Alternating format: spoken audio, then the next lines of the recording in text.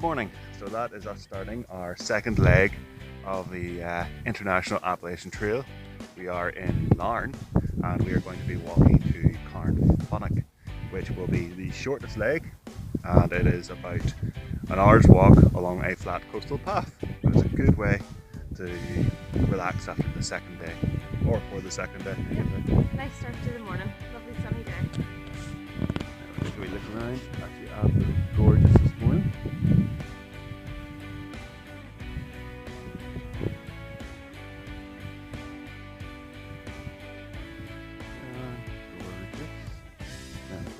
Yeah,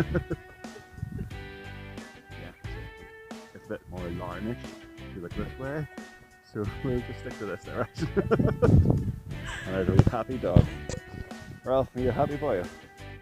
Yeah, so it'll be a nice wee relaxing walk today after yesterday. It was a wee bit tender and it's gorgeous weather, no wind. You'll actually really hear what I'm saying today too.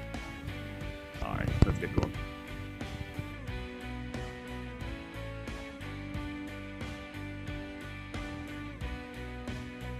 As I said, this is our second leg of the International Appalachian Trail. You may be wondering how many legs there are, and truthfully we don't know. Walk NI has it split into a certain number of legs between Slieve League and Donegal to Larne, and we're going to do it our own way. We want to split it into some day hikes, and it'll be mostly day hikes where Louise will hopefully be joining me as much as she can, and there will be some overnights, and there will also be a longer expedition towards the end of the year which will be several nights long. The International Appalachian Trail is an extension of the Appalachian Trail in the United States and Canada, and the idea is that it follows the sea and fault line that created those mountains back before the continents split. I'm going to link a video that describes that quite well, but essentially I think it's just a marketing technique to try to generate interest and support in creating new coast-to-coast walks in Ireland and Scotland, and that's something I fully support. Mostly it attaches on to existing walks such as the Blue Stack Way and the Ulster Way, but instead of being circular routes or shorter routes, it's a full coast-to-coast walk. There are some sections of the walk that are called link sections rather than quality sections. The link sections are probably not the most suitable for walking. There'll be sections that will be nearly entirely on road, and some of those roads are quite dangerous, and it actually recommends public transport for these, so we won't be walking the entire route probably. I just want to make sure that you understood that when I say this is our second leg, these are legs that we have created ourselves. At the start of each video, I put a map up to show which part I'm talking about. The section today runs from Ballygally, which is where we finished our walk in our first video, to Larne. We are going to be doing the legs in a roughly east to west direction, but the direction of travel on the legs will mostly be west to east, which is the way the routes are described in Walk NI, just to keep things confusing. But days like today, where it is only a 1 hour walk, we actually did there and back again, and we weren't sure how we were going to narrate it in the video, and that came across in some of what we've been saying, where I believe we actually talk about starting the route twice because we weren't sure which one we were going to show. But thank you for your patience, and I hope you enjoy the rest of this beautiful scenery and tolerate all my editing mistakes. Louise and myself were just discussing our childhood memories of driving up this coast, and Louise was saying how she remembers we've always used to beep the horn while we were on this. Dad used to be Yep. We were talking about all the used to have all the rock falls along here, but don't know what happened. Actually, you can see some netting up along the side of the tunnel. So obviously I've done some work to stop that. But it is an absolutely gorgeous walk so far. So this is the Black Arch, or Black Cave Tunnel. It was blasted in the 19th century as part of the creation of this coast road, and it marks the entrance to the Antrim Glens, which is just lovely, very famous.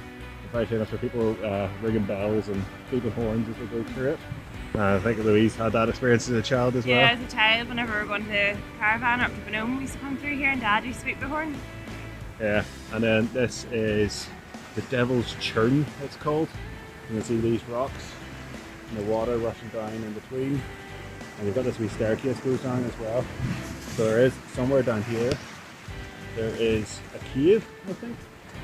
And yeah, apparently the noise it makes sounds like one of those old hand turns. But there's plenty of those stories about the area as well, which kind of makes it a bit locally famous. Alright, but yes, it's one of those landmarks that anyone on the north coast will recognise. So we've got a lovely day, but today's leg is approximately 1 hour long. So we've actually just walked to the starting point from the finishing point and doing it as a loop rather than a linear walk. It is a gorgeous day and really looking forward to it. So yesterday was a bit tiring, so today will be a change of pace. And Louise is here too. Hello. Hey! What did you think of yesterday's walk? I thought it was a wee bit tough because of the uneven terrain, but the views were beautiful and I definitely recommend it. Definitely worth it. And it hasn't put you off doing the IAT at all then, no? I would definitely reconsider some things, but I might give it a go. Okay, I've got to get a bit of a taste for it now, so I can't wait to go back out. And I've got Ralph here sitting here as well. Seems very good. Yeah. Hello. Hello. Go try to eat my chocolate. Ah! Okay, Ralph is convinced that the tripod is his toy. So he's constantly trying to eat it, though it does make we get some good footage. Right, so we're going to walk from Carnfunnick. So the back of Carnfunnick actually leads into Ballygally. So there's some signposts in Carnfunnick as you're walking to for the IAT, which are excellent, and they point both ways, one to Ballygally, one towards Larne. So we're in the country park at the minute. We're going to head straight down the coast road to Larne, and it's just a footpath all the way down to where we've left the car. So this is one of the IAT signs that are in Carnfunnick Country Park. As you can see, they're quite clear. One of them points towards Larne and the other one is pointing towards Ballygally. And it follows, if you see that sign over there, it is following the upper walks, and the upper walks lead out into Ballygally itself. Just because whenever we were looking at the trail, it was very unclear how you actually got from Ballygally through Carnfunnick and on the road to Larne again without walking on the road.